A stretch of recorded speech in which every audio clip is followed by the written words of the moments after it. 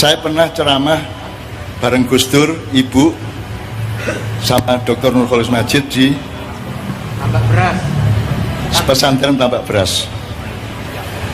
Jadi yang pembicaranya Bu Mega, Nurholis Majid, Gus Dur. Saya diundang juga tapi telat datang, dan ketika saya datang ada rombongan tentara, satu peleton tentara datang untuk ngerebek dan membubarkan acara itu. Maka teman-teman Banser, Ansor, Allahu Akbar.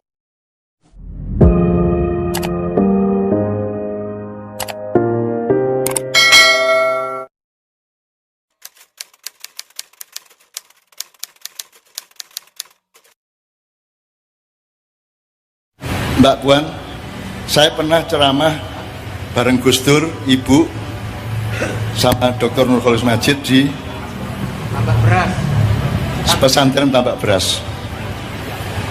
Jadi yang pembicaranya Bu Mega, Nurholis Majid, Gus Dur. Saya diundang juga tapi telat datang, dan ketika saya datang ada rombongan tentara, satu peleton tentara datang untuk ngerebek dan membubarkan acara itu. Maka teman-teman Banser, Ansor, Allahu Akbar, mencoba menghalangi. Itu zaman Orba ya, jadi yang berkuasa bukan Polri tapi TNI gitu ya. Mereka Allahu Akbar melawan penggerbekan ini. Kemudian saya lari, saya bilang, sebentar, kasih waktu 3 menit, tidak usah Allahu Akbar dulu, nanti dulu aja, sabar dulu, biar saya urus dulu tentaranya. Akhirnya komandan yang datang itu saya rangkul, saya seret ke bawah pohon. Kemudian saya tanya, sampean disuruh membubarkan acara? Iya. Oke, kalau gitu saya antarkan ke podium, sampean umumkan bahwa acara dibubarkan, supaya sampean tidak salah. Berarti nanti komandan sampean akan tidak dihukum apapun karena sudah membubarkan acara. Akhirnya si komandan tentara ini saya ajak naik panggung. Bapak-bapak, ini ada pengumuman sebentar, tolong didengarkan. Terus dia membaca surat keputusan Kodim bersama Polres dan Pemda Bupati Jombang. Acara dibubarkan toh, dah. Terus Pak, setelah dia baca, sampai tunggu di pintu, nanti saya ke sana. Terus saya naik podium, saudara-saudara, Bapak-bapak, acara seminar di Tambak Beras sudah dibubarkan oleh pihak pemerintah.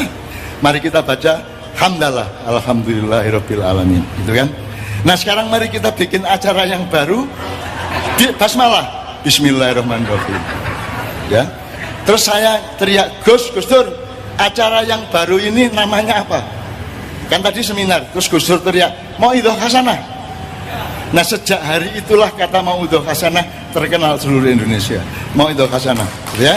Terus, oke, saudara, mari kita mulai acara Mauidhah Hasanah di siang hari ini dengan bacaan basmalah, bismillahirrahmanirrahim. Saya persilakan pembicara pertama, Bapak Profesor Dr. Nurholis Majid untuk maju ke depan. Terus Cak Nur ceramah lagi. So, ketika dibubarkan tadi Cak Nur sedang ceramah. Jadi tidak ada masalah yang ruwet-ruwet. Ya toh? Bubar, ayo bubar, tapi nggak menang. Kita ini mental kaki 5. Digusur, bikin lagi, digusur, bikin lagi. Dan itu pidatonya Bapak. Bangsa Indonesia adalah bangsa yang hancur, bangun lagi, dihancurkan, bangun lagi. Itu Bung Karno. Kita pedagang kaki 5, gusur, jalan lagi. Ya, akhirnya acara berlangsung. Dan itu kemudian saya temui komandan tentara ini dan saya interview dia. Anaknya berapa, istrinya dari mana. Dari akhirnya saya wawancara kepada tentara tentang kemanusiaannya, tentang budayanya, dan seterusnya. Dan itu namanya pengayoman. Dan tentara itu senang sekali saya tanya-tanya tentang istrinya. Karena komandan Kodim tidak pernah tanya mengenai anak dan istrinya. Kan gitu kan.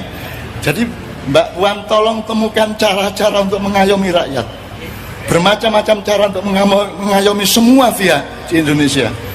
Terserah mereka gimana, pokoknya Anda mengayomi terus. Ini sudah saatnya PDIP menjadi Nyai Madodera. Nyai Madodera itu bahasa Ternate. Kalau di Keraton Solo Jogja kan ada gelar misalnya Kanjeng Raden Tumenggung. Nah, kalau di Kerajaan Islam Ternate itu ada gelar yang bunyinya Nyai Madodera. Nyai Madodera itu artinya pohon rindang, tempat burung-burung berteduh ketika senja hari. Dan Mbak Puan, sekarang ini Indonesia sudah memasuki sore hari, senja menjelang. maka burung-burung akan berdatangan ke PDIP untuk minta pengayoman perlindungan, gitu kan?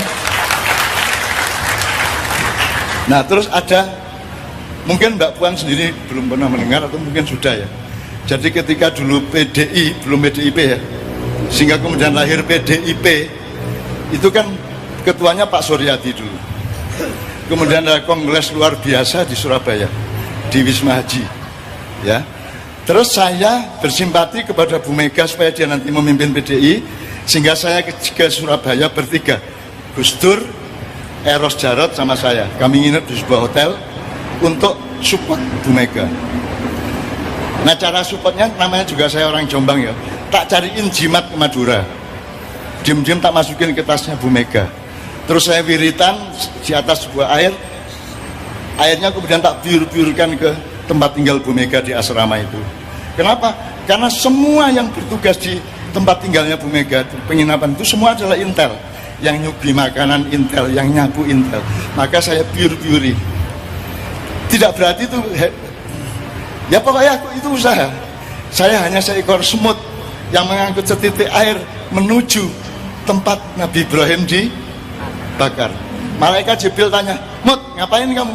Kamu cuma bawa air setitik sedangkan api berkobar-kobar membakar nabimu. Semut berkata, urusanku bukan memadamkan api, urusanku adalah menyatakan kepada Allah bahwa aku berpihak kepada Nabi Ibrahim. Urusan saya bukan ke Surabaya dan Gus Dur dengan Eros, bukan saya akan mampu mengangkat Mbak Mega menjadi ketua PDI. Urusan saya adalah bahwa saya menyatakan keberpihakan saya kepada kebenaran. Gitu kan? Kemudian saya ditangkap. Jadi di tengah KLB itu saya tidak sengaja ikut orasi. Terus saudara-saudara sebangsa dan setanah air, ya. Begitu saya selesai, saya diseret oleh tentara 3 orang.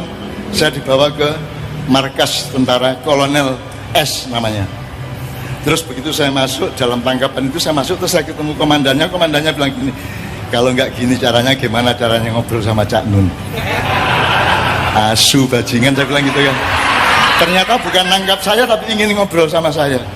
Karena saya pernah menolong kakaknya, saya pernah menolong bapaknya di riwayat sebelumnya gitu ya. Saya pernah sangat berbuat baik kepada keluarga mereka dan seterusnya. Terus dia ingin menyatakan terima kasih dengan cara menangkap saya. Jadi saya itu demi lahirnya PDIP itu saya ditangkap tentara, Mbak. Tidak berarti saya berjasa, tapi kalau lupa ya nanti salah. Terus suatu hari kekuatan PDI memuncak dan saingannya pasti adalah kumpulan umat Islam, betul kan? Kemudian kita mempunyai kekhawatiran kalau Bu Mega jadi presiden, orang Islam belum siap. Tapi kalau Habibie yang jadi presiden, PDIP tidak terima. Ingat, itu tahun 1999. Terus di depan Bu Mega saya ngomong sama Gus Dur, Gus, enaknya siapa presiden mari Gus? Soalnya nek Bu Mega kok wong Islam gak kuat atine, nek Habibie wong PDIP muring-muring, yang Sultan aja, maksudnya Sultan Hamengkubuwono 10. Aku gak setuju, saya bilang Gus, nek Sultan gak setuju. Lah sopo? Sultan sing asli. Sopo iku cak? Sultan Abdurrahman Wahid. Nah, betul. Ojo ngawur sampean cak. Terus saya bilang gini, loh, Gus Dur itu sampean itu turunan ke-9 Pangeran Benowo. Pangeran Benowo itu putranya Mas Karepet Prabu Hadiwijaya, ya. Aku ngawur ngomongnya, Mas. Ngawur, tapi sampai rumah tak hitung-hitung memang turunan ke-9 ternyata. Padahal aku ngawur, ya Allah, matur nuwun, saya bilang gitu. Saya tuh ngawur, ngomong ke-9 tuh ngawur, ternyata bener. Itu yang namanya bimbingan seperti ini, Mbak. Nggak pakai latihan, nggak pakai apa-apa, cukup dipimpin seseorang yang ikhlas, semua jalan. Terus saya teruskan soal Gus Dur, kemudian kita hindarkan bagaimana umat Islam dan orang PDIP tidak bentrok, antara Islam merah putih dengan Islam hijau tidak bentrok, tidak ada konflik horizontal. Akhirnya kita rapat di rumah Gus Dur, saya kasih ide, kalau gitu yang memimpin Indonesia berikutnya harus orang tua yang diakui oleh kedua belah pihak, yang diikhlasi oleh semua kalangan, dan itu satu-satunya Gus Dur, harus seorang begawan, harus seorang panembahan. Terus saya dimarahi sama Pak Amin Rais di koran. Oh, Pak Ainun itu ngomong begawan ini ini sudah era demokrasi kok begawan-begawan gitu kan. Terus kemudian saya provokasi, kemudian ada poros tengah. Jadi MPR bersidang, poros tengah lawan, poros tengah didukung oleh Golkar dan P3 melawan PDIP gitu kan. Terus saya hari itu juga saya datangi Akbar Tanjung, saya datangi Hamzah Has. Pokoknya saya usahakan hari itu memastikan bahwa P3 Golkar akan memilih Gus Dur. Lawannya adalah Bu Mega. Jadi sore nanti Gus Dur akan jadi presiden. Betul. Saya usahakan betul semikian rupa. Nah terus saya datangi Gus sampean kok jadi presiden. Temen aja, ini sampean siap. Tapi aku njaluk syarat lulus bab aku sing berjuang Gus.